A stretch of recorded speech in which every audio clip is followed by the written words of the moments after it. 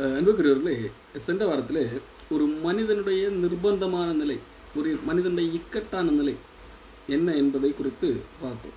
பவுல் ஒரு ஒரு புலம்பல் வடிவிலே அதை அழகாக ரோமர் 7ஆம் அதிகாரத்திலே தொகுத்து வெளியிட்டிருந்தார். நான் ஒன்றை செய்ய விரும்புகிறேன், நன்மையான ஒன்றை செய்ய விரும்புகிறேன், ஆனால் என்னுடைய மாம்சம் அதற்கு நேர்மாறாக செயல்படுகிறது. இந்த பிரச்சனையில் எனக்கு ஒரு விடுதலை தேவை என்று சொல்லி இயங்கும்போது அதற்கான சொல்யூஷனே அவரே வெளியிடுகிறார். கர்த்தராகிய இயேசு கிறிஸ்து மூலமாய் தேவனை ஸ்தோத்திரிக்கிறேன். அப்போ தேவன் இயேசு கிறிஸ்து மூலமாக ஒரு விடுதலையை தந்திருக்கிறார். நிர்பந்தமான மனிதர்களுக்கு ஒரு பெரும் விடுதலையை ஆண்டவர் தந்திருக்கிறார். என்ன விடுதலை? அந்த விடுதலை பெற்ற மனிதன் கூட எப்படி இருக்கிறார்?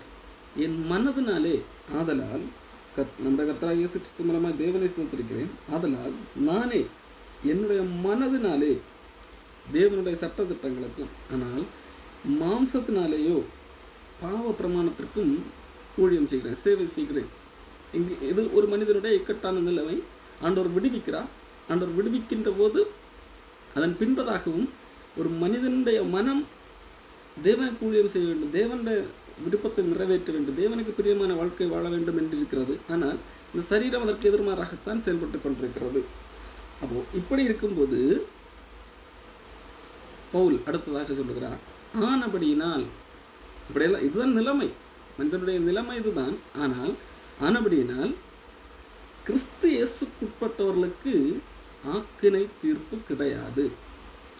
கிறிஸ்து இயேசுவுக்கு உட்பட்ட மனிதர்களுக்கு தண்டனை கிடையாது என்று சொல்லி ரோமர் 8ஆம் அதிகாரத்திலே அதை குறித்து பவுல் எழுதுகிறதை பார்க்கிறோம். ஆண்டவர் இயேசு கிறிஸ்துவை விசுவாசிக்கிறவர்களுக்கு தண்டனை இல்லை. அது அவர்கள் செய்கிற செயலின் அடிப்படையிலே அல்ல. அவர்களுடைய மாம்சம் இப்பொழுதும் சில தவறுகள் செய்யலாம், ஆனால் அந்த செயலின் அடிப்படை அல்ல. அவன் கிறிஸ்துவுக்குள்ளாக இருக்கிறானா, கிறிஸ்துவுக்கு வெளியே இருக்கிறானா என்கிறதன் அடிப்படையிலே தான் தண்டனை தீர்ப்பு. நான் தவறே செய்யாதபடி நான் நல்ல செயல்களை செய்கிறது நிமித்தம் தண்டனை தீர்ப்பு இல்லை என்கின்ற நிலைமையை மனிதனால் அடைய முடியாது. மாறாக நான் கிறிஸ்துவுக்குள்ளாக இருக்கிறேனா, கிறிஸ்துவுக்கு வெளியே இருக்கிறேனா என்கிறதன் அடிப்படையில் தான் தண்டனை இருக்கிறதா இல்லையா என்கின்ற ஒரு தீர்ப்பு வருகிறது. நல்லபடியால் கிறிஸ்து இயேசுக்குட்பட்டவர்களுக்கு ஆக்கினை தீர்ப்பு இல்லை. இந்த ஒருவேளை நீங்கள் கேட்கலாம், இந்த ரோமர் 8ஆம் அதிகாரத்திலே தமிழ் வேதாகமத்திலே நான் சொன்னபடி எல்லா வசனம் இருக்கிறது. கிறிஸ்து இயேசுக்குட்பட்டவர்களாய் இருந்து மாம்சத்தின்படி நடவாமல் ஆவியின்படி நடக்கிறவர்களுக்கு ஆக்கினை தீர்ப்பு இல்லை என்றுதான் எழுதப்பட்டிருக்கிறது. ஆனால் பல வேதாகமங்களிலே, NIV போன்ற புத்தகங்கள், பல மொழிபெயர்ப்புகளிலே இந்த மாம்சத்தின்படி நடவாமல் ஆவியின்படி நடக்கிறவர்களுக்கு என்கின்ற அந்த காரியம் இல்லாமல் இருக்கும், அல்லது அது பிராக்கெட்டில் குறிப்பிடப்பட்டிருக்கும். காரணம் என்னவென்றால், பழைய மூலப்பிரதிகளிலே, மேனுஸ்கிரிப்ட்களிலே மாம்சத்தின்படி நடவாமல் ஆவியின்படி நடக்கிறவர்களுக்கு என்கின்ற அந்த பகுதியிலே கிடையாது. ஆனபடியால் கிறிஸ்து இயேசுவுக்குட்பட்டவர்களாக இருக்கிறவர்களுக்கு தண்டனை தீர்ப்பு இல்லை, ஆக்கினை தீர்ப்பு இல்லை என்கிறது தான் அதில் இருக்கும். ஆகவே தான் மற்ற பகுதிகளை மாம்சத்தின்படி நடவாமல் ஆவியின்படி நடக்கிறவர்களுக்கு என்கின்ற அந்த பகுதியை பிராக்கெட்டில் போட்டிருப்பார்கள், அல்லது சில இடங்களில் அதை போட்டிருக்க மாட்டார்கள், அதை ஃபுட் நோட்ஸில் எழுதியிருப்பார்கள். சரி, அப்படியே இருந்தாலும் இந்த மாம்சத்தின்படி நடவாமல் ஆவியின்படி நடக்கிறவர்களுக்கு என்கிறது இங்கே ஒரு கண்டிஷனாக தரப்படவில்லை. கிறிஸ்து இயேசுவுக்குட்பட்டவர்களுக்கு இருந்து கொண்டு மட்டும் போதாது, மாம்சத்தின்படி நடவாமல் ஆவியின்படி நடந்தால்தான் தண்டனை தீர்ப்பு இல்லை. கிறிஸ்து இயேசுவுக்கு உட்பட்டவர்களாக இருந்து மாம்சத்தின்படி நடந்தால், ஆவியின்படி நடக்காமல் இருந்தால் தண்டனை தீர்ப்பு உண்டு என்கிற அடிப்படையிலே அது அந்த மாம்சத்தின்படி நடவாமல் ஆவியின்படி நடக்கிறவர்களுக்கு என்கிறது ஒரு கண்டிஷனாக தரவில்லை. மாறாக கிறிஸ்துவுக்குள்ளாக இருக்கிறவர்கள் எப்படி இருப்பார்கள் என்கின்ற அந்த ஒரு ஸ்டேட்டஸை குறித்து சொல்லியிருக்கிறது. அதாவது கிறிஸ்து இயேசுவுக்கு உட்பட்டவர்களாக இருக்கிறவர்கள், அவர்கள் ரட்சிக்கப்பட்டவர்கள், அவர்கள் மாம்சத்தின்படி நடக்க மாட்டார்கள், அவர்கள் ஆவியின்படி தான் நடப்பார்கள் என்கின்ற அந்த ஸ்டேட்டஸை குறித்து தான் அங்கே எழுதப்பட்டிருக்கிறது. இங்கே கண்டிஷன் என்ன? கிறிஸ்து இயேசுவுக்கு உட்பட்டவர்களுக்கு தண்டனை கிடையாது, ஆக்கினை தீர்ப்பு இல்லை என்கிறது தான் அங்கே கண்டிஷன். கிறிஸ்து இயேசுவுக்கு உட்பட்டவர்களாக இருந்தால் என்ன இல்லை? தண்டனை தீர்ப்பு இல்லை. கிறிஸ்து இயேசுக்குட்பட்டவர்கள் எப்படி இருப்பார்கள் என்றால் மாம்சத்தின்படி நடக்க மாட்டார்கள், ஆவியின்படி நடக்கிறவர்களாக இருப்பார்கள். இது உங்களுக்கு புரியும்படி சொன்னால் எபேசியர் புஸ்தகம் 2ஆம் அதிகாரத்தில் நீங்கள் படிக்க முடியும். எபேசியர் 2ஆம் அதிகாரம், அக்கிரமங்களினாலும் பாவங்களினாலும் மரித்தவர்களாயிருந்த உங்களை உயிர்ப்பித்தார். அப்போ ஒரு மனிதன் ரட்சிக்கப்படுவதற்கு முன்பாக, கிறிஸ்துவுக்குள்ளாக வருவதற்கு முன்பதாக அக்கிரமங்களினாலும் பாவங்களினாலும் மரித்தவர்களாக இருக்கிறார். அப்போ அவைகளிலே நீங்கள் முற்காலத்திலே இவ்வுலக வழக்கத்திற்கு ஏற்றபடியாகவும் கீழ்ப்படியாமையின் பிள்ளைகளிடத்தில் இப்பொழுது கிரியை செய்கிற ஆகாயத்து அதிகார பிரபுவாகிய ஆவிக்கு ஏற்றபடியாகவும் நடந்து கொண்டீர்கள். அதாவது முற்காலத்திலே அந்த ஆகாயத்து அதிகார பிரபுவாகிய ஆவிக்கு ஏற்றபடி நடந்து கொண்டீர்கள். அவர்களுக்குள்ளே நாம் எல்லாரும் முற்காலத்திலே, அதாவது ரட்சிக்கப்படுவதற்கு முற்காலத்திலே, கிறிஸ்துவுக்குள்ளாவதற்கு முற்காலத்திலே மாம்ச இச்சையின்படியே நடந்து நமது மாம்சமும் மனசும் விரும்பினவைகளை செய்து சுபாவத்தினால் மற்றவர்களைப் போல கோபாக்கிரியின் பிள்ளைகளாய் இருந்தோம்.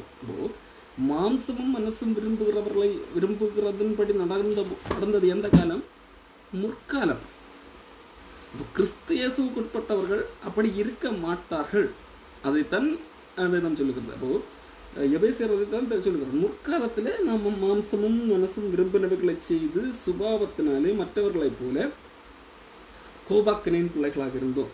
ஆனால் தேவனோ தமது இரக்கத்தால் ஐஸ்வர்யமுள்ளவராய் நம்மில் அன்பு கூர்ந்த தம்முடைய மிகுந்த அன்பினாலே அக்கிரமங்களில் மரித்தவர்களாயிருந்த நம்மை கிறிஸ்துவுடனே கூட உயிர்ப்பித்தார். கிருபையினாலே ரட்சிக்கப்பட்டீர்கள். அப்போ ரட்சிக்கப்படுவதற்கு முன்பதாகத்தான் ஒரு மனிதன், கிறிஸ்துவுக்கு வெளியே உள்ள மனிதன் மாம்சத்திலே நடக்கிறவனாக இருப்பான், ஆவிக்குரியவனாக இருக்க மாட்டான்.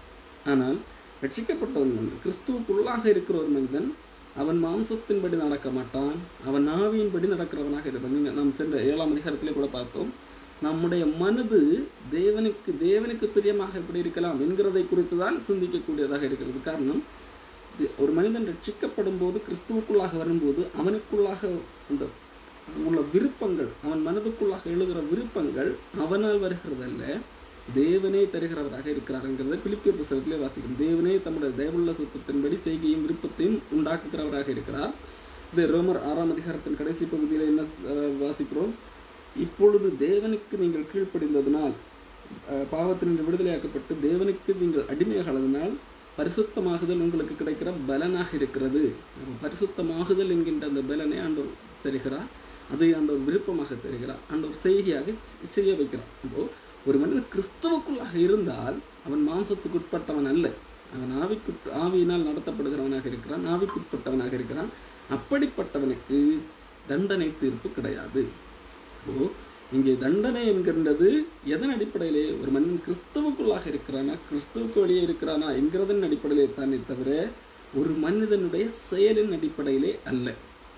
ஒரு மனிதனுடைய செயலின் அடிப்படையிலே தண்டனை என்று சொன்னால் இந்த உலகத்திலே ஒரு மனிதனாலும் தண்டனையிலிருந்து தப்ப முடியாது. யோவான் 3ஆம் அதிகாரத்திலே இதை யோவான் எழுதுகிறார். அதாவது இயேசு கிறிஸ்து சுவிசேஷம் அதிலே சொல்லப்பட்டிருக்கிற பாருங்கள். யோவான் 3ஆம் அதிகாரம் 17ஆம் வசனம், உலகத்தை தண்டனைக்குள்ளாக ஆக்கினைக்குள்ளாக தீர்க்கும்படி தேவன் தம்முடைய குமாரனை உலகத்தில் அனுப்பாமல் அவராலே உலகம் ரட்சிக்கப்படுவதற்காகவே அவரை அனுப்பினார். அவரை விசுவாசிக்கிறவன் ஆக்கினைக்குள்ளாக தீர்க்கப்படான். இயேசு கிறிஸ்துவை விசுவாசிக்கிறவன் தண்டனைக்குள்ளாக தீர்க்கப்பட மாட்டான். இயேசு கிறிஸ்துவை விசுவாசிக்கிறவனுக்கு தண்டனை என்கின்ற ஒரு தீர்ப்பு கிடையாது.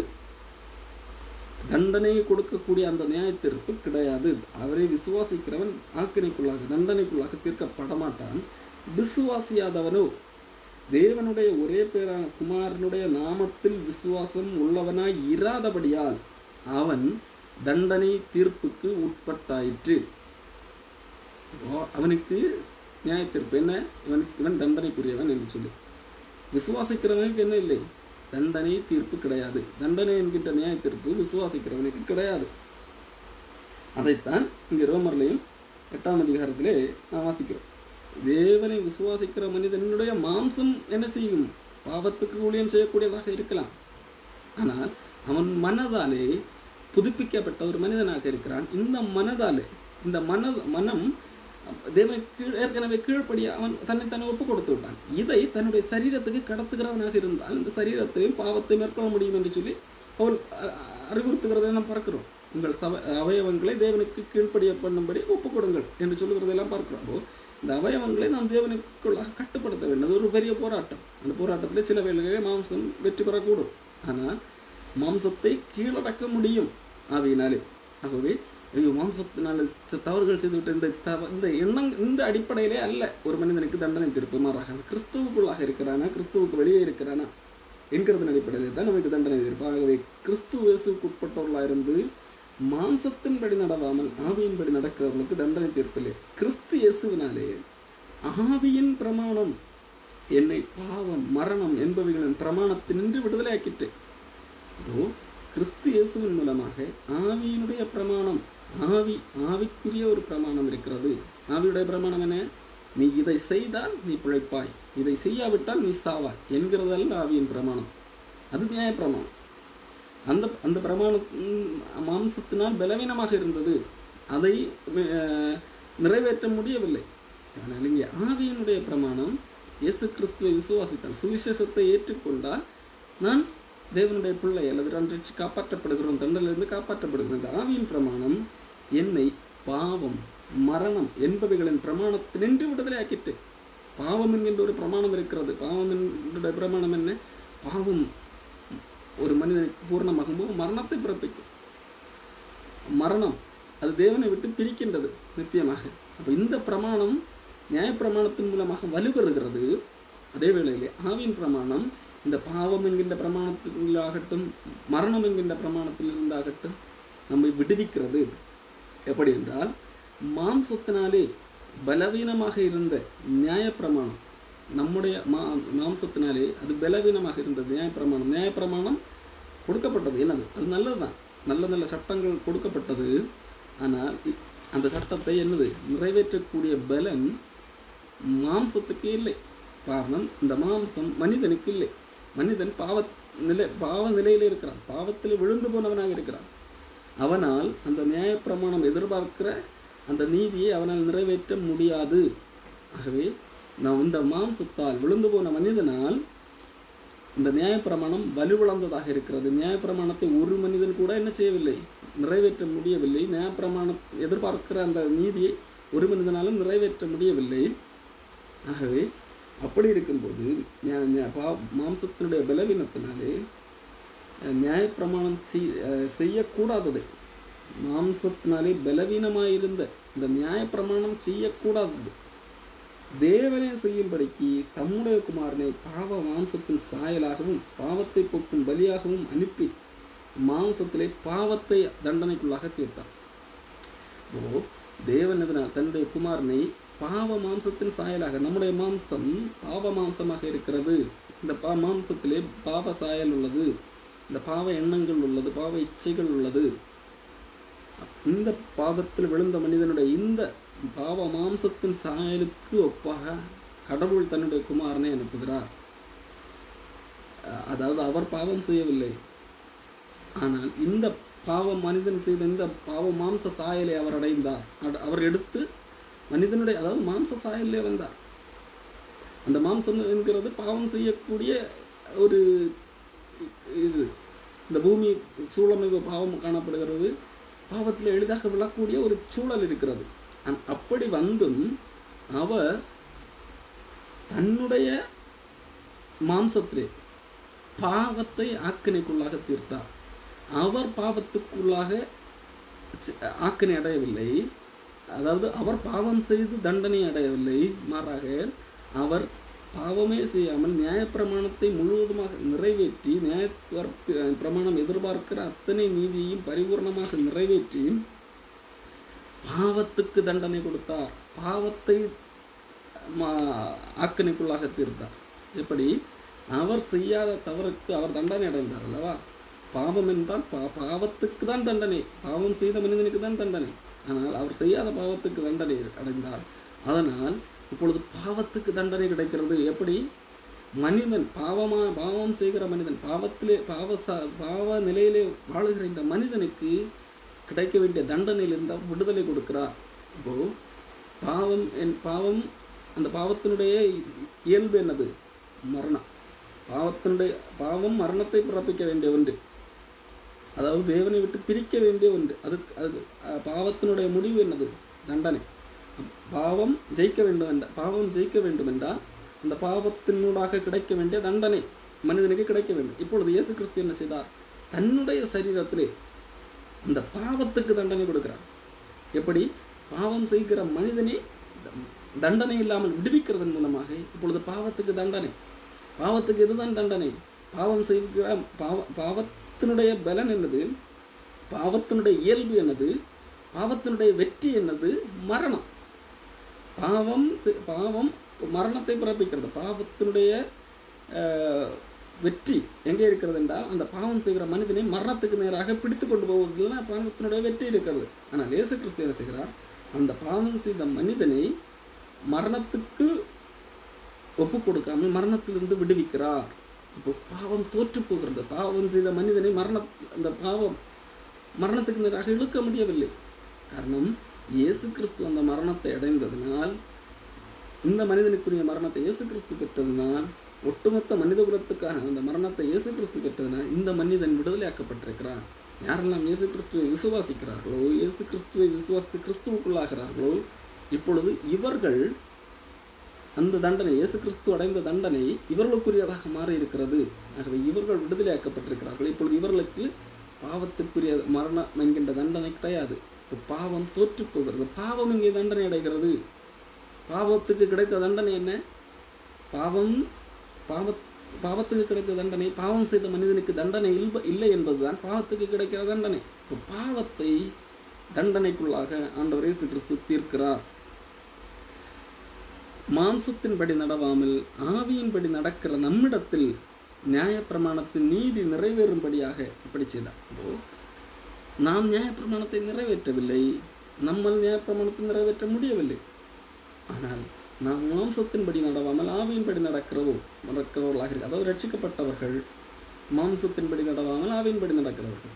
மாம்சத்தின்படி நடக்கிறவர்கள் என்றால் தன்னுடைய மாம்சம், அதாவது சட்டத்தின்படி ஒரு சட்ட வாழ்க்கை நடத்த வேண்டும் என்று தன்னுடைய மாம்சத்துக்குட்பட்ட ஒரு வாழ்க்கை வாழ்கிறவர்கள்.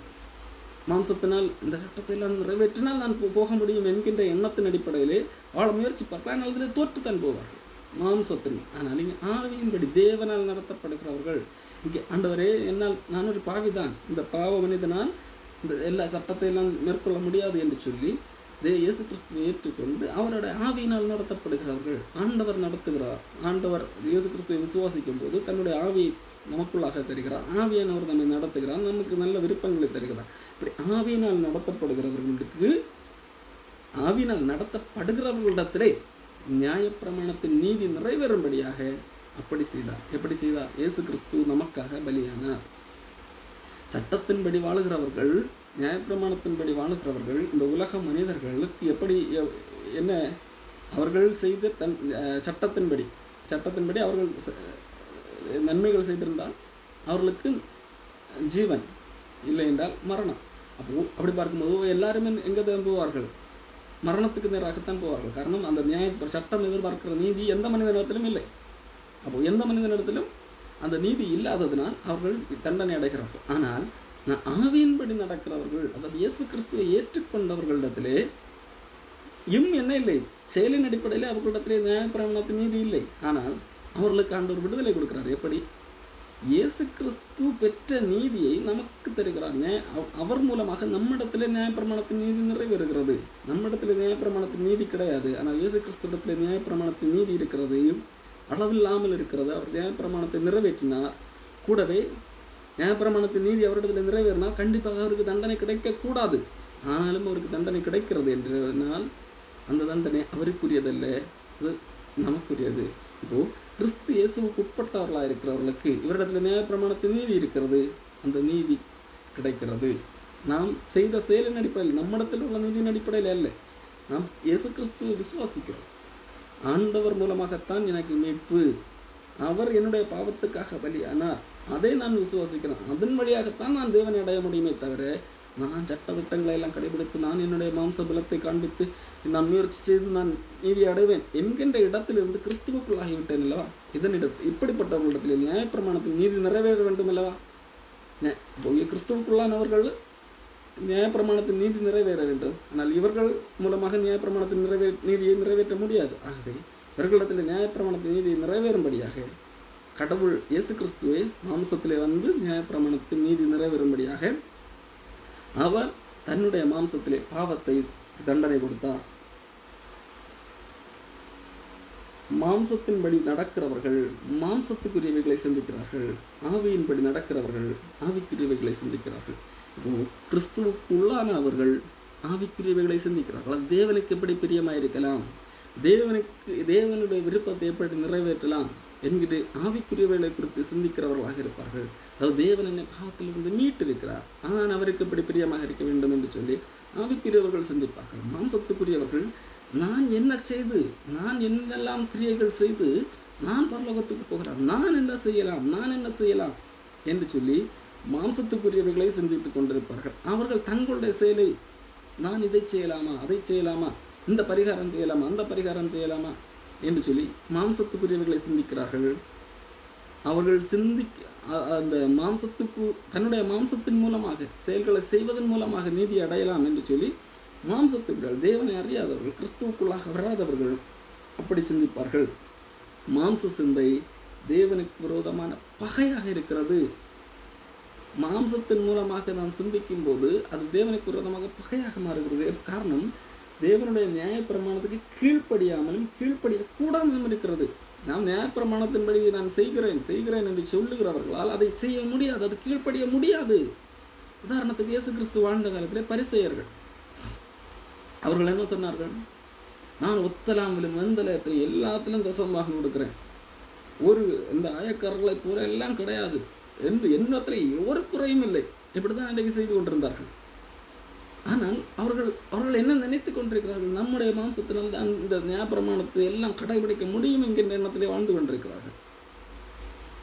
ஆனால் அவர்களிடத்திலே குறை இருக்கிறது. அவர்கள் நியாயப்பிரமாணத்துக்கு கீழ்ப்படிய முடியவில்லை. அவர்கள் பின்பற்றுகிற அந்த நியாயப்பிரமாணத்திற்கு கீழ்ப்படிய முடியவில்லை, கீழ்ப்படிய கூடாது, அது கூடாமலும் இருக்கிறது. காரணம், இயேசு கிறிஸ்து சொல்லுகிறான், அந்த கற்பனைகளை எல்லாவற்றையும் சரியாக கடைபிடிக்கிறேன் என்று சொல்லி அந்த மனிதனை பார்த்து, அப்படியா, உன்னிடத்தில் இன்னும் பணாசை இருக்கிறதே, பணாசை இல்லை என்றால் உனக்குள்ளதை விட்டு தரித்திரரை கொடுத்துப்பார் என்று சொல்லும்போது அவனால் அதை ஏற்றுக்கொள்ள முடியவில்லை. காரணம், அவனுக்குள்ளாக குறை இருக்கிறது என்கிறதை ஆண்டவர் அங்கே சுட்டி காட்டுகிறார். பரிசேயன், நான் ஒத்தலாம் வந்த எல்லாத்திலும் தசமபாகம் கொடுக்கிறேன், நான் எல்லாம் பெர்ஃபெக்ட் என்று எண்ணிக்கொண்டிருக்கிறான். ஆனால் அவனும் நியாயப்பிரமாணத்துக்கு முழுவதுமாக கீழ்ப்படியாதவன் தான். அந்த மாம்சத்தினால் மாம்ச சிந்தையினால் எல்லாவற்றையும் நிறைவேற்ற முடியும் என்று எண்ணுகிறானே தவிர அவனால் முடியவில்லை. ஆண்டவர் அதனால்தான் அவனை பார்த்து சொல்ல, அவன் அல்ல, அவன் நீதிமானாக முடியவில்லை என்று சொல்லுகிறார். அன்றைக்கு பரிசேயர்களை குறித்து ஆண்டவர் என்ன சொன்னார்? அவர்கள் மாய்மாலக்காரர்கள் என்று சொல்கிறார்.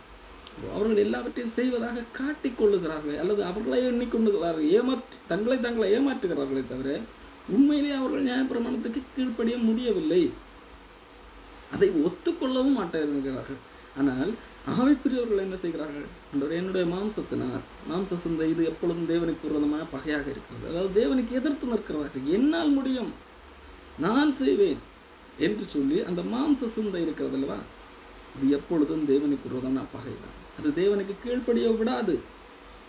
நான் எல்லாம் செய்து விடுகிறேன் என்று சொன்னால் முடியாது, அது தோற்றுப்போம். அது தேவனுக்கு விரோதமாக பகை, தேவனுக்கு எதிர்த்து நிற்கிறதாக இருக்கிறது. அது தேவனுக்கு கீழ்ப்படிய கூடாமல் தான் இருக்கிறது. அதே வேளையிலே ஆவிக்குரியவர்கள் ஜீவன், ஆவியின் சிந்தை ஜீவனும் சமாதானம். ஆவியின்படி நடக்கிறவர்கள் ஆவிக்குரியவர்களை சிந்திப்பார்கள். ஆவியின்படி நடக்கிறவர்கள் என்ன செய்வார்கள் தெரியுமா?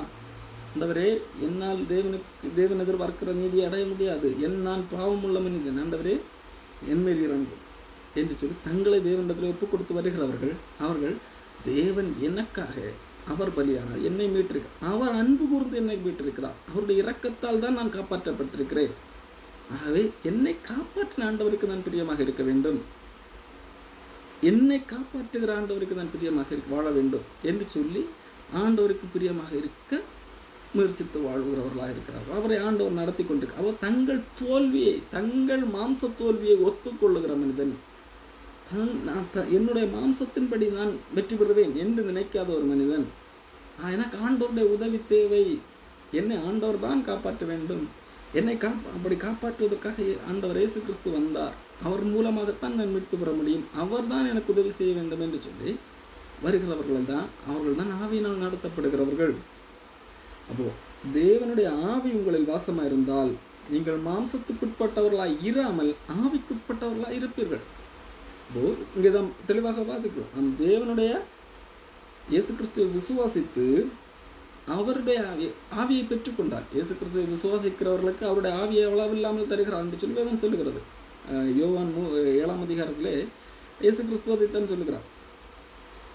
என்னை விசுவாசிக்கிறவர்களிடத்திலிருந்து ஜீவ தண்ணீர் உள்ள நதிகள் புறப்படும் என்று சொல்லும் போது அடுத்த வசனத்திலே தம்மை விசுவாசிக்கிறவர்கள் அடைய போகிற ஆவியை குறித்து சொன்னார் என்று சொல்லி வாசிக்கிறோம். எபேசியர் 1ஆம் அதிகாரத்திலே நீங்கள் ரட்சிப்பின் சுவிசேஷமாகிய வசனத்தை கேட்டு விசுவாசிகளான போது பரிசுத்த ஆவியானால் அவருக்குள்ளாக முத்திரை போடப்பட்டிருக்கிறதோ, ஒரு மனிதன் எப்பொழுது இயேசு கிறிஸ்துவை ஏற்று விசுவாசித்து ரட்சிக்கப்படுகிறானோ அப்பொழுதே ஆவியானவரா உள்ளே வருகிறார். ஆவியானவரால் முத்திரை போடப்பட்ட அந்த அனுபவத்துக்குள்ளாக வருகிறான். அப்போ தேவனுடைய ஆவி நமக்குள்ளாக வாசமாக, ஒரு மனிதனுக்குள்ளாக தேவ ஆவி வாசமாக இருந்தால், அதாவது அவன் தான் ரட்சிக்கப்பட்டவன், நீங்கள் மாம்சத்துக்குட்பட்டவர்களாக இராமல், அவர்களால் மாம்சத்துக்குட்பட்டவர்களாக இருக்க முடியாது, அவர் நியாயப்பிரமாணத்தின் கீழ்ப்படிந்து தான் பரலோகத்துக்கு போக முடியும் என்கின்ற அந்த சுயமுயற்சி அல்லது மாம்சத்துக்கு உட்பட்டு அந்த முன்பு வாழ்ந்தது போல மாம்சமும் மனசும் விரும்புகிறதைத்தான் நான் செய்ய வேண்டும் என்கின்ற ஒரு பாண்டேஜ், அந்த பாண்டேஜுக்குள்ளாக இருக்க முடியாது. மாறாக ஆவிக்குள்ளவனாக தேவனுக்கு விரும்புகிறதை நான் செய்ய வேண்டும் என்கின்ற அந்த விருப்பமுடையவனாக காணப்படுகிறான். தேவனுடைய ஆவி உங்களில் வாசமாக இருந்தால் நீங்கள் மாம்சத்துக்குட்பட்டவர்களாய் இராமல் ஆவிக்குட்பட்டவர்களாய் இருப்பீர்கள். கிறிஸ்துவின் ஆவி இல்லாதவன் அவருடையவன் அல்ல. ஒரு மனிதனுக்குள்ளாக கிறிஸ்துவின் ஆவி இல்லை என்றால் அவன் கிறிஸ்தவனே அல்ல, கிறிஸ்துக்குள்ளானவனே அல்ல. இதுதான் 8ஆம் அதிகாரம் 1ஆம் வசனத்திலே பார்க்கிறோம். கிறிஸ்து இயேசுவுக்குட்பட்டவர்களாக இருந்தால் அவனுக்குள்ளாக என்ன இருக்கும்? தேவனுடைய ஆவி இருக்கும். அவன் ஆவியின்படி தான் நடப்பான் என்று சொல்லி இங்கே பார்க்கிறோம். ஆகவேதான் 8ஆம் அதிகாரத்தில் நான் ஆரம்பத்திலே சொன்னேன், மாம்சத்தின்படி நடப்பாமல் ஆவியின்படி நடக்கிறவர்களுக்கு ஆக்கினை தீர்ப்பில்லை என்பது. கிறிஸ்து இயேசுவுக்கு உட்பட்டவர்களாக இருந்தால் அப்படித்தான் இருக்க முடியும். அவர்கள் மாம்சத்துக்கு உட்பட்டவர்களாக இருக்க முடியாது, ஆவிக்கு உட்பட்டவர்களாகத்தான் இருப்பார்கள். தேவனுடைய ஆவி உங்களில் வாசமாக இருந்தால் நீங்கள் மாம்சத்துக்கு உட்பட்டவர்கள் அல்ல, ஆவிக்குட்பட்டவர்கள். கிறிஸ்துவின் ஆவி இல்லை என்று சொன்னால் அவன் ரட்சிக்கப்பட்டவனே அல்ல, அவன் கிறிஸ்தவனே அல்ல, அவருடையவனே அல்ல. மேலும் கிறிஸ்து உங்களில் இருந்தால் இந்த சரீரமானது பாவத்து நிமித்தம் மரித்ததாக இருக்கும். அதே வேளையிலே ஆவியானது ஜீவ நிமித்தம் நீதி நிமித்தம் ஜீவனுள்ளதாக இருக்கும். கிறிஸ்து நமக்குள்ளாக இருக்கும்போது, நாம் கிறிஸ்துவுக்குள்ளாக இருக்கும்போது இந்த சரீரம் மரித்ததாக இருக்கும். ஆனால் நம்முடைய ஆவி உள்ளான மனிதன் இருக்கிறது அல்லவா, அது உயிர் பெற்றதாக. இந்த மனிதனுக்கு மரணமே கிடையாது, நமக்கு மரணமே கிடையாது. ஆவி ஜீவனுள்ளதாகத்தான் இருக்கும், அதற்கு எண்டே கிடையாது. எப்பொழுது கிறிஸ்துவின் ஆவி நமக்குள்ளாக வாசமாக இருந்தார், ஒரு மனிதன் ரட்சிக்கப்பட்டிருந்தார்.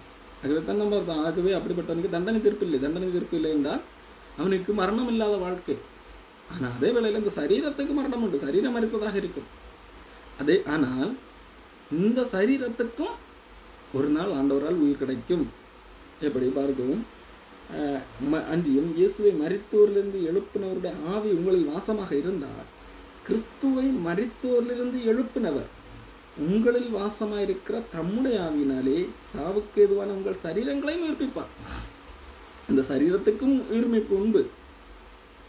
இயேசு கிறிஸ்து மரித்தா அவரை எழுப்பினார் அல்லவா, அதே போல அவருடைய ஆவி நமக்குள்ளாக இருந்தால் நம்முடைய ஆவிக்கு மரணம் கிடையாது, ஆவி ஜீவனுள்ளதாகத்தான் இருக்கிறது, ஆவி ரட்சிக்கப்பட்டதாக இருக்கிறது, ஆவிக்கு அழிவு கிடையாது, ஆத்தும் அழிவில்லை. ஆனால் இந்த சரீரம் மரிக்கிறது, இந்த சரீரம் இன்னும் மரணம் உடையவில்லை, இந்த சரீரத்தில் இன்னும் பாவம் இருக்கிறது, பாவ இச்சைகள் இருக்கிறது. ஆகவே இந்த சரீரம் மரித்ததாக இருக்கிறது, இந்த சரீரம் மரணம் அடையக்கூடாதாக இருக்கிறது. ஆனால் ஒன்று, இந்த சரீரத்திற்கும் ஒரு மறுரூபம் உண்டு, ஒரு மீட்பு உண்டு. இந்த சரீரத்தையும் ஆண்டவர் உயிரோடு எழுப்புவார். அன்றையும் இயேசுவை மரித்தோரிலிருந்து எழுப்பினுடைய ஆவி உங்களில் இருந்தார், உங்களில் வாசமாக இருந்தார். கிறிஸ்துவை மரித்தோரிலிருந்து எழுப்பினவர் உங்களில் வாசமாக இருக்கிற தம்முடைய ஆவியினாலே சாவுக்கு ஏதுவான இந்த சரீரத்தையும் உயிர்ப்பிப்பார். இதையும் ஆண்டவரால் உயிர்ப்பிக்க முடியும். இதை நாம் புரிந்து கொள்ள வேண்டும். நம்முடைய ஆவி எப்பொழுது நாம் இயேசு கிறிஸ்துவை ஏற்றுக்கொண்டோமோ அப்பொழுதே உயிர்ப்பிக்கப்பட்டது. அப்பொழுதே நம்முடைய ஆவி, நம் உள்ளத்தால், மனதால், நம்முடைய விருப்பங்கள் எல்லாம் தேவனுக்கு பிரியமாக நடக்க வேண்டும் என்கிறதாக மாறிவிட்டது. அதே வேளையில் இந்த சரீரம் இன்னும் மறுரூபம் அடையவில்லை. ஆகவே தான் சரீரம் பல வேளைகளில் இச்சிக்கிறது, பல காரியங்களில் விழுகிறது. ஆனாலும் இந்த சரீரம் மரித்ததாக இருக்கிறதுல இந்த மரண சரீரத்தை ஆண்டவர் உயிர்ப்பிக்க முடியும். எப்படி இயேசு கிறிஸ்துவை தாவாகிய தேவன் மரித்தோரிலிருந்து எழுப்பினதை போல அவருடைய ஆவியை பெற்ற நம்மிடத்திலும் அந்த ஆவி நமக்குள்ளாக வாசமாக இருந்தால் நம்முடைய சரீரத்தையும் ஆண்டவர் உயிர்ப்பிக்க முடியும். ஆகையால் இந்த அல்லது இந்த மாம்சத்துக்கு நாம் மாம்சத்தின்படி பிழைப்பதற்கு நாம் அந்த மாம்சத்துக்கு கடனாளி அல்ல. இந்த மாம்சம் பல இச்சைகள் உண்டு என்று சொன்னேன் அல்லவா? ஆகவே இந்த மாம்ச இச்சைகளுக்கு நாம் கீழ்ப்படியத்தக்கதாக இந்த மாம்சத்துக்கு நாம் கடனாளி அல்ல. காரணம், இந்த மாம்சம் அழிந்து போனாலும், இந்த மாம்சம் மரித்து போனாலும் இந்த மாம்சத்தை மறுபடியும் ஆண்டவர் இயேசு கிறிஸ்து உயிர்ப்பிக்கிறார். இப்போ நாம் யாருக்கு கடனாளி? நம்மை மீட்டு கொண்ட தேவனுக்கு தான் கடனாளி. இப்போ நாம் தேவனுக்கு தான் அடிமையாக இருக்க வேண்டும், இந்த மாம்சத்துக்கு கடனாளி அல்ல. இப்போ மாம்சத்தின் படி பிழைத்தால் சாவீர்கள், ஆவியினாலே சரீரத்தின் செய்கைகளை அழித்தால் பிழைப்பீர்கள். அப்போ எந்த ஒரு மனிதன் நான் மாம்சத்துக்கு கடனாளி அல்ல என்று சொல்லி உணர்ந்து வாழ்ந்து கொண்டிருக்கிறானோ அவன் பிழைப்பான். அவன் யார்? அவன் ரட்சிக்கப்பட்டவன். ரட்சிக்கப்பட்டவனுக்கு தெரியும் இந்த மாம்சம் வேறு, நான் வேறு. நான் தேவனால் மீட்கப்பட்டவன், இந்த மாம்சத்தின்படி நான் கேட்கக்கூடாது என்று சொல்லி அந்த முயற்சியிலே வாழ்கிறான். அதில் தோற்று போகலாம், பல முறை விழுந்து எழலாம்.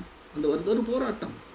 ஆனால் அவனுடைய உள்ளான விருப்பம் எப்படி இருக்கும்? இந்த மாம்சத்தை அடக்க வேண்டும், இந்த மாம்சத்தை கீழ்ப்படிய பண்ண வேண்டும் என்பதாக இருக்கும். தேவனுக்கு ஏற்ற நல்ல விருப்பங்கள் இருக்கும். ஆனால் அப்போ அந்த மாம்சத்தின்படி நான் இந்த மாம்சத்துக்கு கடனாளி அல்ல என்று சொல்லி வாழ அந்த ஆலோசனை கேட்டு வாழுகிறவனாக இருப்பான். ஆவியின்படி நடக்கிறவனாக, ஆவியின்படி இந்த சரீரத்தின் செய்கைகளை அழிக்கிறவனாக இருப்பான். அன்புக்குரியவர்களே, இது ஒரு பெரிய போராட்டம். இப்போ கலாத்தியர் 5ஆம் அதிகாரத்திலே இதை குறித்து பவுல் எழுதும் போது, மாம்சம் ஆவிக்கு விரோதமாகவும் ஆவி மாம்சத்துக்கு விரோதமாகவும் இச்சிக்கிறது. நீங்கள் செய்ய வேண்டும் என்று இருக்கிறவைகளை செய்யாதபடிக்கு இவைகள் ஒன்றுக்கொன்று விரோதமாக இருக்கிறது. நம்முடைய ஆவி செய்ய வேண்டும், இந்த காரியங்கள், நன்மையான காரியங்களை செய்ய வேண்டும் என்று இருக்கிறது அல்லவா? இதற்கு இந்த சரீரம் முட்டுக்கட்டையாக இருக்கிறது, இதுக்கு விரோதமாக இருக்கிறது, விரோதமான காரியங்களை இச்சிக்கிறது. ஆகவே ஆவிக்கு ஏற்றபடி நடந்து கொள்ளுங்கள், அப்பொழுது மாம்ச இச்சை நிறைவேற்றாதிருப்பீர்கள். அப்போ நாம் ஆவிக்கு ஏற்றபடி நடந்து கொள்ள வேண்டும். நம்மளத்திலே ஆண்டவர் வாசமாக இருக்கிறார், ஆவியானவர் நம்ம நடத்துகிறவராக இருக்கிறார். அதன்படி நாம் நடந்து கொள்ளும் போது இந்த மாம்ச இச்சையை நம்மால் நிறைவேற்ற முடியாது. இந்த மாம்ச இச்சைக்கு தான் செய்யும், மாம்சத்திலே இச்சை வராது, மாம்சம் நம்மை பாவம் செய்ய இழுக்காது என்றெல்லாம் வேதம் சொல்லவில்லை. மாம்சம் போராடும். நமக்கு தேவன் தந்திருக்கிற விருப்பத்தை, நமக்கு தேவன் தந்திருக்கின்ற நல்ல எண்ணங்களை நம்மை எதற்காக ரட்சித்தார்? நற்கிரியைகளை செய்வதற்காக நம்மை ரட்சித்தார் என்று சொல்லி எபேசியர் 2ஆம் அதிகாரம் 5ஆம் வசனத்திலே பார்க்கிறோம். அக்கிரமங்களிலே மரித்தவர்களாக இருந்த நம்மை கிறிஸ்துவுடனே கூட உயிர்ப்பித்தார், கிருபையினாலே ரட்சிக்கப்பட்டீர்கள். 8ஆம் வசனம், கிருபையினாலே விசுவாசத்தை கொண்டு ரட்சிக்கப்பட்டீர்கள், இது உங்களால் உண்டாகும் தேவனுடைய இது. 10ஆம் வசனம், ஏனெனில் நற்கிரியைகளை செய்கிறதற்கு நாம் கிறிஸ்து இயேசுவுக்குள் சிருஷ்டிக்கப்பட்டு தேவனுடைய செய்கையாக இருக்கிறோம். அவைகளில் நாம் நடக்கும்படி அவர் முன்னதாக அவைகளை ஆயத்தம் பண்ணினதோ நம்மை ஆண்டவர் ரட்சித்தார். தேவன் நற்கிரியைகளை செய்கிறதற்கு நாம் கிறிஸ்து இயேசுவுக்குள்ளாக சிருஷ்டிக்கப்பட்டு தேவனுடைய செய்கையாக இருக்கிறோம். நாம் தேவனுடைய செய்கை, நம்மை தேவன் செய்திருக்கிறார். தேவனுடைய தேவனுடைய செயலுடைய விளைவுதான் நாம் ரட்சிக்கப்பட்டது, நம் புதிய மனிதனாக பிறந்தது. எதற்காக? நற்கிரியைகளை செய்வதற்காக. அப்போ இந்த விருப்பம் தான் நம்முடைய ரட்சிக்கப்பட்ட ஒவ்வொரு மனிதனுடைய விருப்பமாக இருக்க முடியும். அதுதான் காரணம், அது தேவன் தருகிற விருப்பம். ஆனால் இதை செய்ய விடாமல் தடுக்கிறது, இதற்கு முட்டுக்கட்டையாக இருப்பது இந்த மாம்சம். அப்போ நாம் ஆவியினாலே நடத்தப்பட்டால் நாம் ஆவியினாலே நடத்தப்பட்டு அந்த ஆவிக்குரியவைகளை தான் நிறைவேற்ற வேண்டும் என்று சொல்லி இருந்தால் இந்த மாம்சத்துக்கு நம்ம என்ன செய்யும்? மாம்ச இச்சையை நிறைவேற்ற மாட்டோம். இந்த மாம்ச இச்சையே வராது என்றல்ல வேதம் சொல்லுகிறது. இச்சை வரும், ஆனால் நாம் அதை அடக்க வேண்டும். இந்த பூமியிலே வாழும்போது நாம் அதை அடக்க வேண்டும். அதற்கு பலனை ஆண்டவர் தருகிறார். என்ன? நாம் இந்த மாம்சத்துக்கு கடனாளி அல்ல. முன்பு ஒரு காலத்தில் நாம் இந்த மாம்சத்துக்கு கடனாளியாக இருந்தோம். நான் ரட்சிக்கப்பட்ட போது இப்பொழுது இந்த மாம்சத்துக்கு கடனாளி இல்லை. இந்த மாம்சம் நமக்கு எதுவுமே தராது. இந்த மாம்சம் சாவுக்கு எதுவானது. இது மரித்ததாக இருக்கிறது. இது எதுவுமே நமக்கு தராது. ஆகவே இந்த மாம்சத்துக்கு நாம் கடனாளி அல்ல. மாறாக நாம் தேவனால் பிறந்தவர்கள். ஆண்டவர் நமக்கு ஆவியை அளவில்லாமல் தந்திருக்கிறார். இந்த ஆவியினால் நடத்தப்படுகிறவர்களாக இருக்கிறோம். ஆகவே ஆவியினால் நடத்தப்பட்டு நாம் மாம்ச இச்சையை நிறைவேற்றாதிருப்போ அந்த ஒரு போராட்டம் இருக்கும். மாம்சம் ஆவிக்கு விரோதமாகவும் ஆவி மாம்சத்துக்கு விரோதமாகவும் போராடி கொண்டுதான் இருக்கும். ஆனால் யார் ஒருவர் இந்த ஆவியின்படி நடக்கிறார்களோ, அதாவது ஆவியின்படி நமக்குள்ளாக இருக்கிற அந்த தேவன் தெரிகிற அந்த விருப்பத்தின்படி நிறைவேற்ற பிரயாசப்படும் போது இந்த மாம்சத்தின் கிரியைகளை, இந்த மாம்சத்தின் இச்சைகளை நம்மால் நிறைவேற்றாமல் தவிர்க்க முடியும். நாம் ஆவிக்குரியவர்கள் தான். நமக்கு தண்டனை தீர்ப்பு கிடையாது. அதில் எந்த மாற்றமும் இல்லை. ஆனால் இந்த சரீரத்தில் என்ன செய்ய வேண்டும்? நாம் பாவத்தை அழிக்க வேண்டும். பாவம் நம்மை மேற்கொள்ளாமல் தடுக்க நம்ம முடியும். ஆண்டவர் அந்த பலனை தந்திருக்கார். முற்காலத்திலே நியாயப்பிரமாணத்தால் அது கூடாது இருந்தது. இன்றைக்கு நமக்கு பாவத்தின் வல்லமை மேற்கொள்வதற்கான பலனை தந்திருக்கிறார். எப்படி? ஆண்டவர் நமக்கு சொல்லித் தருகிறார். இந்த சரீரம் இதுக்கு நாம் கடனாளி இல்லை. இந்த சரீரம் சொல்வதை கேட்பதற்கு நீங்கள் கடனாளி, சரீரத்துக்கு கடனாளி இல்லை. சரீரம் நம்மை கட்டுப்படுத்த வேண்டிய அவசியம் இல்லை என்று சொல்லி ஆண்டவர் நமக்கு கற்பிக்கிறார். எப்படி என்றால், மாம்ச சிந்தை தேவனுக்கு விரோதமான பகை. அது நியாயப்பிரமாணத்தை கீழ்ப்படியக்கூடாமலும் இருக்கிறது. மாம்சத்தின்படி பிழைக்கிறவர்கள் நியாயப்பிரமாணத்துக்கு கீழ்ப்படிய முடியாதவர்களாக இருப்பார்கள். நாம் ஆனால் மாம்சத்துக்கு கடனாளிகள் அல்ல. மாம்சத்தின்படி பிழைத்தான் சாவீர்கள். யாரெல்லாம் மாம்சத்தின்படி பிழைக்கிறார்களோ அவர்கள் சாவார்கள். அதாவது ரட்சிக்கப்படாதவர்கள் சாவார்கள். அவர்கள் இரண்டாம் மரணம் என்கின்ற அந்த காரியத்துக்கு உட்படுவார்கள். காரணம், அவர்கள் மாம்சமும் மனசும் விரும்பினவைகளை நிறைவேற்றுகிறவர்கள். அவர்களுடைய மாம்சமும் மனசும் இந்த உலகத்துக்கு ஏற்றபடி அதில் பாவ நிலைக்கு உட்பட்டபடி இருக்கிறது. அவர்கள் தங்கள் மாம்சத்தால் நாங்கள் எல்லாம் சாதித்து விட முடியும் என்று எண்ணுவார்கள். ஆனால் அது முடியாது. ஆனால் ஆவியினாலே பிழைக்கிறவர்கள், ஆவியினாலே சரீரத்தின் செய்கையை அழிக்கிறவர்கள். நான் ஆவிக்குரியவன், நான் மாம்சத்துக்கு கடனாளி அல்ல. ஆகவே என்னுடைய சரீரத்தின் கிரியைகளை நான் அழித்து வாழ்வேன். இந்த பூமியில வாழுகிற வரைக்கும் நான் ஆவியினாலே சரீரத்தின் செய்கைகளை அழிப்பேன் என்று சொல்லி அப்படி வாழுகிறவர்கள் தேவனுக்கு, அதாவது ரட்சிக்கப்பட்டவர்கள் மட்டுமே அப்படி வாழ முடியும். ரட்சிக்கப்படாதவர்கள் மாம்சத்தின்படி பிழைக்கிறவர்கள் தங்கள் மாம்சத்தினால் பாவத்தை செய்ய விடாமல், நான் பாவம் செய்யாமல் வாழ்வேன், நியாய பிரமாணத்தை கடைபிடிப்பேன் என்று சொல்லி வாழ முயற்சிக்கிறவர்கள். ஆனால் அதற்கு நாம் ஏற்கனவே பார்த்தோம், மாம்சத்தின்படி பிழைக்கிறவர்கள் நியாய பிரமாணத்துக்கு கீழ்ப்படிய முடியாது, அப்படி இருப்பார்கள். ஆனால் ஆவியின்படி பிழைக்கிறவர்கள் அவர்கள் ஆவியினாலே, தேவன் தருகிற அந்த பலத்தினாலே, தேவன் கொடுக்கிற அந்த உற்சாகத்தினாலே, நான் இந்த மாம்சத்தை கடனாளி அல்ல, நான் இந்த மாம்சத்தின் செய்தியை நிறைவேற்ற வேண்டிய அவசியம் இல்லை, நான் தேவன் எனக்கு இந்த விருப்பங்களை தந்திருக்கிறார், நல்ல விருப்பங்களை தந்திருக்கிறார், அந்த மாம்சம் என்னை அதற்கு எதிராக இழுக்கிறது. ஆனால் தேவன் என்னை நடத்துகிறபடி இந்த மாம்சம் சொல்லுகிற பேச்சை நான் கேட்க மாட்டேன், இந்த சரீரம் சொல்லுகிற இந்த செயல்களை செய்ய மாட்டேன் என்று சொல்லி சரீரத்தின் செயல்களை அழித்து பாவத்தை வெற்றி கொண்டு வாழுவார்கள். யார்? ரட்சிக்கப்பட்டவர்கள். அப்போ ஆவியினால் நடத்தப்படுகிறவர்கள் ஆவியினாலே சரீரத்தின் செய்கைகளை அழித்தழித்து வாழ்வார்கள். அவர்கள் பிழைப்பார்கள். அதாவது சுருக்கமாக சொன்னால், மாம்சத்துக்குட்பட்டவர்கள் ரட்சிக்கப்படாதவர்கள் மரணம் அடைவார்கள். ஆவியின்படி ரட்சிக்கப்பட்டவர்கள் அவர்கள் பிழைப்பார்கள். மேலும் எவர்கள் தேவனுடைய ஆவியினால் நடத்தப்படுகிறார்களோ அவர்கள் தேவனுடைய புத்திரராயிருக்கிறார்கள். காரணம், தேவனுடைய ஆவியினால் நடத்தப்படுகிறவர்கள் அவர்கள் தேவனுடைய புத்திரர்கள், அவர்கள் ரட்சிக்கப்பட்டவர்கள், அவர்கள் தேவனுடைய புத்திரர்கள். ஆகவே அந்தபடி திரும்பவும் பயப்படுகிறதற்கு நீங்கள் அடிமைத்தனத்தின் ஆவியை பெறாமல் அப்பா பிதாவை என்று கூப்பிடப்படுகிற புத்திர சுவிகாரத்தின் ஆவியை பெற்றீர்கள். திரும்பவும் என்ன செய்ய வேண்டியதில்லை, நாம் பயந்து பயந்து சாக வேண்டியதில்லை. ஐயோ இது இது இது இந்த செய்தி இப்படி ஆகிவிட்டதே, ஆகவே எனக்கு தண்டனை என்கின்ற அந்த பயம் இல்லை. எந்தவித பயமும் இல்லாமல் நாம் அப்பா பிதாவே என்று சொல்லி தேவனிடத்திலே சேர முடியும். முன்பு ஆதாம் பயந்து ஒளிந்து கொண்டான், கடவுளை பார்க்க அவனால் முடியவில்லை, ஒளிந்து கொண்டான். ஒளிந்தது நிமித்தம் அவன் அடுத்தடுத்து பொய்களை சொல்லுகிறான் சமாளிப்பதற்காக. இல்லை, நான் இந்த தவறும் செய்யவில்லை, அதுதான் நீ கொடுத்த அந்த ஏவாள் தான் காரணம் என்று சொல்லி அங்கு ஒளிந்து கொள்கிறான். இப்பொழுது அந்த பயம் இல்லை, தேவனுக்கு முன்பாக ஒளிந்து போக வேண்டிய அவசியம் இல்லை, ஒளிந்து வாழ வேண்டிய அவசியம் இல்லை. அப்பா பிதாவை என்று கூப்பிடக்கூடிய புத்திர சுவிகாரத்தை தந்திருக்கிறான். எப்படி? இயேசு கிறிஸ்து மூலமாக. இப்பொழுது நாம் பயப்படத்தக்க அடிமைத்தனத்தின் ஆவியை பெறவில்லை, தேவன் அப்பா பிதாவை என்று கூப்பிடக்கூடிய புத்திர சுவிகாரத்தின் ஆவியை தந்திருக்கிறார். அதாவது தத்தெடுத்திருக்கிறார், சுவிகாரமாக ஏற்றெடுத்திருக்கிறார் இயேசு கிறிஸ்து மூலமாக.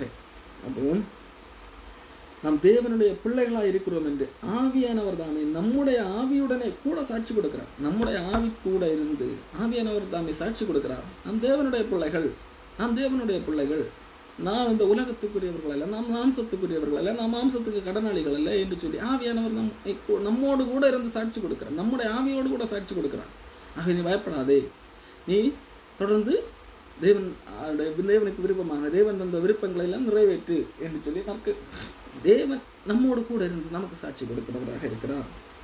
நாம் பிள்ளைகளானால் சுதந்திரர் ஆமே, தேவனுடைய சுதந்திரரும் கிறிஸ்துவுடன் சுதந்திரமாமே, கிறிஸ்துவுடனே கூட நாம் மகிமைப்படும்படிக்கு அவருடனே கூட பாடுபட்டால் அப்படியாகும். அதாவது ஒரு ரோம கலாச்சாரத்தின் அடிப்படையிலே ஒரு பெரிய குடும்பம் இருக்கிறது. அந்த குடும்பத்திலே இருந்து வெளியிலிருந்து எங்கோ ஒரு இடத்திலிருந்து ஒருவரை தத்தெடுத்து கொண்டு வருகிறார்கள் என்று சொன்னால், தத்தெடுக்கிறார்கள் என்று சொன்னால், இந்த தத்தெடுத்த பிள்ளைக்கு அந்த வீட்டிலே பிறந்த அந்த சொந்த பிள்ளைக்கு என்னெல்லாம் உரிமை இருக்கிறதோ அத்தனை உரிமையும் இந்த தத்தெடுத்த பிள்ளைக்கும் உண்டு. அதுல எந்த பட்சபாதமும் கிடையாது. இந்த பிள்ளை தத்தெடுத்ததில்லை, இந்த குடும்பத்துக்கு எவ்வளவு சொத்து மதிப்புகள் இருந்தாலும், எவ்வளவு எஸ்டேட்டுகள் இருந்தாலும் அதற்கு எல்லாருக்கும் இந்த பிள்ளையும் அதிகாரி தான், இந்த பிள்ளையும் அதற்கு உரிமையாளர் தான். அதே போல இந்த பிள்ளை முன்பு எங்கேயோ ஒரு இடத்துல இருந்ததில்லவா, வளர்ந்ததில்லவா, அங்கே அந்த பிள்ளை என்ன நிலையில் இருந்ததோ அந்த பிள்ளையினுடைய ஸ்டேட்டஸ் பல தவறுகள் எல்லாம் செய்திருக்கலாம், அது எதுவுமே இனி கணக்கில் கொள்ளப்படாது. இது அங்கே ரோமா அந்த சாம்ராஜ்யத்தில் அன்றைக்கு இருந்த ஒரு நடைமுறை. எங்கோ அவர்கள் அவன் திருட்டு செய்திருக்கலாம். இப்போ இங்கே இந்த குடும்பம் அந்த பையனை போய் தத்தெடுத்து வந்து விட்டது. இப்போ அந்த பையன் முன்பு ஒரு காலத்தில் எங்கோ ஒரு இடத்துல திருடி இருப்பான் அல்லவா, அப்போ அல்லது ஏதோ ஒரு மோசமான செயலை செய்திருப்பான் அல்லவா, இப்போ அதனால் பாதிக்கப்பட்ட ஒரு நபர் இவரிடத்தை வந்து எதுவும் கேட்க முடியாது. காரணம், இப்பொழுது இவன் இந்த வீட்டு பிள்ளை, அவனுடைய அந்த உரிமை எல்லாம் அவன் எங்கே இருந்தானோ, எங்கே வளர்ந்தானோ அங்கே ஒரு பெற்றோர்கள் எல்லாம் இருந்திருப்பார்கள் அல்லவா, கார்டியன், அவர்களிடத்துல வேண்டுமானால் கேட்கலாமே தவிர இப்பொழுது இங்கே இவர்கள் தத்தெடுத்து வந்து விட்டார்கள் என்றால் காரணம், இவர்கள் அதற்கான எல்லா கிரயங்கள் எல்லாம் கொடுத்து இங்கே தத்தெடுத்து கொண்டு வந்துட்டார்கள். இவர்களுடைய சொந்த வீட்டு பிள்ளை. அப்போ இந்த பிள்ளை இனி புது பிள்ளை. அப்போ அங்கே முற்காலத்திலே அந்த பிள்ளை என்ன செய்திருந்தாலும் அது இந்த பிள்ளையை நீ பாதிக்காது. இது புது பேர், இவர்கள் கொடுக்கிற பெயரோடு நாமத்தோடு இந்த குழந்தை அழைக்கப்படும். இந்த குடும்பத்தினுடைய சொத்துக்களுக்கெல்லாம் இந்த பிள்ளையும் என்ன உரிமையாளராக கணக்கிடப்படும். ஆகவே தான் அந்த அடிப்படையில் தான் பவுல் இந்த காரியத்தை எழுதுகிறார். நாம் பிள்ளைகளான, அதாவது நாம் புத்திர சுவிகாரத்தின் ஆவியை பெற்றிருக்கிறோம். அதாவது தத்தெடுத்ததற்கு ஒப்பாக இங்கே கணக்கெடுக்கிறார். அது ரோமர்கள் எழுதினதுனால் ரோம அன்னைக்கு இருந்த நடைமுறை அடிப்படையிலே இதை பவுல் எழுதியிருக்கிறார். நாம் தத்தெடுக்கப்பட்ட அல்ல, தத்து பிள்ளை தானே என்கின்ற அடிப்படையில் அல்ல, தேவனுடைய ஆவிதானே நமக்கு சாட்சி கொடுக்கிறார் நாம் தேவனுடைய பிள்ளை தான் என்று சொல்லி. நாம் பிள்ளைகளானால், நாம் பிள்ளை என்றால் தேவனுடைய பிள்ளை புரியுமா, பேருக்கு தான் பிள்ளை, அப்படி இல்லை, தேவனுடைய அனைத்திற்கும் நாம் சுதந்திரர். தேவனுடைய அனைத்திற்கும் சுதந்திரம் என்றால் தேவன் நித்தியமானவர், நாமும் அவரோடு கூட நித்தியமாக இருப்போம். தேவன் பாவம் இல்லாதவர். நம்முடைய பாவங்களையும் அவர் மாற்றி போட்டார். தேவன் இருக்கிற இடத்திலே நாம் வாசம் பண்ணுகிறோம். தேவனுக்குள்ள அத்தனைக்கும் நாமும் உரிமையாளர் ஆகிவிட்டோம். அதுதான் சுதந்திரம். பிள்ளைகளானால் சுதந்திரமாமே. தேவனுடைய சுதந்திரம் கிறிஸ்துவுக்கு உடன் சுதந்திரமாமே. கிறிஸ்துவுக்கு என்னெல்லாம் சுதந்திரமோ அது அத்தனையும் நமக்கு சுதந்திரம். கிறிஸ்துவுக்கு உடன் சுதந்திரம். அப்போ கிறிஸ்து தேவனுடைய ஒரே பேரான குமாரன். அப்போ அவருக்கு அனைத்து சுதந்திரம் இருக்கிறது. அதோடு கூட உடன் சுதந்திரராக நாம் இருக்கிறோம், ஈக்குவலாக. ஆகவேத்தான் வேதம் சொல்லுகிறது, உன்னதத்தில் அவரோடு கூட உட்கார வைக்கப்பட்டீர்கள். அப்போ தேவன் நம்ம எந்த அளவிற்கு நேசிக்கிறார், அவரோடு கூட. இப்போ கிறிஸ்துவுக்கு உடன் சரிசமமாக நமக்கு உட்கார வைக்கப்படுகிறோம். பாருங்கள், பிள்ளைகளான சுதந்திரமா, தேவனுடைய சுதந்திரம் கிறிஸ்துவுக்குடன் சுதந்திரமாமே. கிறிஸ்துவுடனே கூட நாம் மகிமைப்படும்படிக்கு அவருடனே பாடுபட்டால் அப்படியாகும். நாம் ரட்சிக்கப்படும் போது அது நிமித்தம் பல பாடுகள் வரும். நாம் ஆவியின்படி நடக்கும்போது பல பாடுகள் வரும். அப்போ ரட்சிக்கப்பட்ட மனிதர்கள் இதைதான் சகித்தும் தேவனுடைய பிள்ளைகளாக இருப்பார்கள். இப்போ இந்த பூமியிலே என்ன உண்டு, இந்த சுதந்திரர் என்று சொல்லும்போது நாம் கிறிஸ்துவுக்கு சுதந்திரர், கிறிஸ்துவுக்கு உடன் சுதந்திரர். அப்போ கிறிஸ்துவுக்குள் அனைத்தும் நமக்கு நாம் உரிமையாளர் என்று சொல்லும்போது இதை சிலர் வேதத்தை தவறாக வியாக்கியானம் செய்கிறவர்கள், கள்ளப்போதகர்கள் எப்படி வியாக்கியானம் பண்ணுவார்கள் தெரியுமா? வெள்ளியும் பொன்னும் கர்த்தருடையது. அப்போ நமக்கு இந்த பூமியில் உள்ள எல்லா நமக்கு சொந்தம். நாம் பணக்காரர்களாக தான் தேவனுடைய விருப்பம். நாம் பணக்காரர்கள். காரணம் இந்த மாதிரி போவார்கள். வேதம் அப்படி அந்த அடிப்படையில் சொல்லவில்லை. நாம் உடன் சுதந்திரர் என்று சொன்னால் இந்த பூமிக்குரியவைகளை குறித்தே வேதம் சொல்லவில்லை. உடன் சுதந்திரம் என்றால் நித்தியத்தை குறித்து பேசுகிறது. நமக்கு பாவத்துக்கு தண்டனை இல்லை, தண்டனையிலிருந்து நாம் விடுதலையாக்கப்பட்டோம். நாம் தேவனோடு நித்தியமாக ஆளுகை செய்ய போகிறோம். நாம் இந்த பூமியிலிருந்து இந்த பூமிக்குரிய காரியங்கள் போன பின்பதாக நாம் தேவனோட யுகமாக ஆளப்போகிறோம். தேவன் எப்படி இருக்கிறாரோ அப்படியே நாமும் மாறப்போகிறோம். அதைத்தான் யோவான் 1 யோவான் 3ஆம் அதிகாரத்திலே யோவான் சொல்லுகிறார், பிள்ளைகளே, இப்பொழுது நாம் தேவனுடைய பிள்ளைகளாக இருக்கிறோம். இனி எப்படி இருப்போம் என்று நமக்கு தெரியாது. ஆனாலும் அவர் வருகையில் அவர் எப்படி இருக்கிறாரோ அதை போல நாமும் இருப்போம் என்று அறிந்திருக்கிறோம் என்று சொல்லுகிறார். இயேசு கிறிஸ்து எப்படி இருக்கிறாரோ அதை போல அவருக்கு ஒப்பாக நம்மை மாற்றுகிறவராக இருக்கிறார். அதான் உடன் சுதந்திரர். அவருக்கு என்னெல்லாம் உரிமை இருக்கிறோம் அதெல்லாம் நமக்கு தருகிறவராக இருக்கிறார். அதுதான் வாசிக்கிறோம், அவரோடு கூட உட்கார்ந்து நாம் நியாயம் தீர்க்க போகிறோம் என்று சொல்லி. வெளிப்படுத்தின விசேஷத்திலே 20ஆம் அதிகாரத்திலே பார்க்கும்போது நியாய தீர்ப்பு கொடுக்கும்படி அவர்களுக்கு அதிகாரம் கொடுக்கப்பட்டது என்று சொல்லி தேவனுடைய பிள்ளைகள் சொல்லுகிறார். நாம் தேவன் தீர்வர்களை நியாயம் தீர்ப்பதை குறித்து அறியாமல் இருக்கிறோமா என்று சொல்லி அப்போஸ்தலர் 1 அதிகாரத்தை கேள்வி எழுப்புகிறார். ஆண்டவர் இயேசு கிறிஸ்துவுக்கு என்னெல்லாம் உரிமை இருக்கிறதோ அதை நமக்கும் பகிர்ந்து கொடுக்கிறவராக இருக்கிறார். அவருக்கு என்னெல்லாம் சுதந்திரம் இருக்கிறதோ அது நமக்கு தருகிறவராக இருக்கிறார். ஆகவே இதை தயவு செய்து தவறாக புரிந்து கொள்ளக்கூடாது. பூமியிலே நமக்கு கோடி கோடியாக இருக்கிறது, எல்லாவற்றின் மேல் உரிமை இருக்கிறது என்று புரிந்து கொள்ளக்கூடாது. இந்த பூமியிலே இயேசு கிறிஸ்து மனிதனாக வந்தபோது அவர் என்னது அந்த உரிமையை பயன்படுத்தி, நான் இந்த பூமியில் உள்ள எல்லாம் எனக்கு தான், நான் பணக்காரனாக வாழ்வேன் என்றெல்லாம் வாழவில்லை அல்லவா? அப்போ பூமியிலே உள்ள காரியத்தை அல்ல, மேலானவைகளை நாடும்படியாக அழைக்கப்பட்டிருக்கிறோம் நம்முடைய. ஆகவே இந்த பூமியிலே நமக்கு என்ன உண்டு? பாடுகள் உண்டு. பாடுகளை சகிக்கும் போது இந்த தேவனுடைய பிள்ளைகளானது நிமித்தம், ரட்சிக்கப்பட்டது நிமித்தம் இந்த உலகம் நம்மை பகைக்கும். அப்போ அந்த பாடுகள் இருக்கும். அப்போ அந்த பாடுகளை எல்லாம் சகிக்கும் போது அவரோடு கூட ஆளுகை செய்கிறவராக இருக்கிறோம். நாம் பிள்ளைகளான சுதந்திரமாமே, தேவனுடைய சுதந்திரம் கிறிஸ்துவுடன் சுதந்திரமாமே. கிறிஸ்துவுடனே கூட நாம் மகிமைப்படும்படிக்கு அவரோடு கூட அவர் எப்படி மகிமைப்பட்டாரோ அதே போல நாமும் மகிமைப்பட போகிறோம். அவர் எப்படி உயிர் தெழுந்தாரோ அதே போல நாமும் உயிர் தெழ போகிறோம். அவரோடு கூட பாடுபட்டார் அப்படியாகும். யார் பாடுபடுவார்? யார் அவரோடு கூட பாடுபடுவார்? யார் அவரோடு கூட ரட்சிக்கப்பட்டார், அவரை விசுவாசத்தை ரட்சிக்கப்பட்டார்களோ அவர்கள் பாடுபடுவார்கள். ஆனால் இந்த பாடுகள் இக்காலத்திலே, இந்த காலத்திலே, இந்த பூமியிலே வாழுகிற காலத்திலே மட்டும்தான். ஆனால் இந்த காலத்திலே நாம் படுகிற பாடுகள் இனிமேல் வரப்போகிற அந்த மகிமைக்கு ஒப்பானதைகள் அல்ல. இக்காலத்திலே நாம் எத்தனை ஆண்டுகள் பாடப்படப்படுகிறோம்? இந்த உலகத்தில் ஒரு மனிதன் எவ்வளவு ஆண்டுகள் வாழ முடியும்? மிஞ்சி மிஞ்சி பண்ணால் 100 ஆண்டுகள் வாழ முடியுமா? அந்த காலத்திலே அவ்வளவு தூரம் நாம் தேவனுக்காக வாழ்வது நிமித்தம் பாடுபடலாம், நீதி நிமித்தம் துன்பப்படலாம், நமக்கு வர வேண்டிய சில நேர்மையாக இருக்கிறது நிமித்தம் பல காரியங்கள் மறக்கப்படலாம், நேர்மையாக இருக்கிறது நிமித்தம் பல சுகபோகமான வாழ்க்கையை நாம் அனுபவிக்காமல் இருக்கலாம். ஆனால் தவறான துன்மார்க்கமான வாழ்க்கை வாழ்கிறவன் செழித்துக் கொண்டே போகலாம். ஆனால் கிறிஸ்துவ நிமித்தம், நான் கிறிஸ்துவை அணிந்திருக்கிறது நிமித்தம் என்னுடைய மாம்சத்தை எல்லாம் நான் சிலுவையில் அறைந்திருக்கிறேன். கிறிஸ்துவுக்குரியவர்கள் ஏற்கனவே தங்கள் மாம்சத்தை சிலுவையில் அறைந்து விட்டார்கள் என்று சொல்லி கலாத்தியர் புஸ்தகத்திலே வாசிக்கிறோம், இந்த அதிகாரத்திலே. அப்போ அது நிமித்தம் இந்த உலகம் நம்மை பகைக்கலாம், அது பாடுபடுத்தலாம், பாடுகள் வரலாம், துன்பங்கள் வரலாம், வறுமை வரலாம். ஆனால் இது எல்லாமே இந்த காலத்தில் ஒரு 100 ஆண்டுகள் மேக்சிமம் நான் சொல்லுகிறது, 100 ஆண்டுகள் கூட இருக்காது. இனிமேல் வரப்போகிற மகிமை என்பது யுக யுகமாக அளவில்லாதது. அப்போ ஆகவே தான் இக்காலத்தில் நாம் படுகிற இந்த பாடுகள் எல்லாம் இனி வரப்போகிற இந்த மகிமை ஒப்பிடும் போது இதெல்லாம் ஒரு பாடுகள் இல்லை, வெறும் கொஞ்ச காலம். இக்காலத்து பாடுகள் இனி நம்மிடத்தில் வெளிப்பட போகிற மகிமைக்கு ஒப்பிடத்தக்கவைகள் அல்ல என்று எண்ணுகிறேன். ஆகவே அன்புக்குரியவர்களை தயவு செய்து புரிந்து கொள்ளுங்கள். கிறிஸ்துவுக்குட்பட்டவர்கள், ரட்சிக்கப்பட்டவர்கள், அவர்கள் மாம்சத்துக்குட்பட்டவர்கள் அல்ல, அவர்கள் ஆவிக்குட்பட்டவர்கள். கிறிஸ்துவுக்குட்பட்டவர்கள், அவர்கள் ஆவியினால் நடத்தப்படுகிறவர்கள், அவர்கள் மாம்சத்துக்கு கடனாளிகள் அல்ல. மாம்சம் சொல் பேச்சு கேட்க வேண்டிய அவசியம் இல்லை.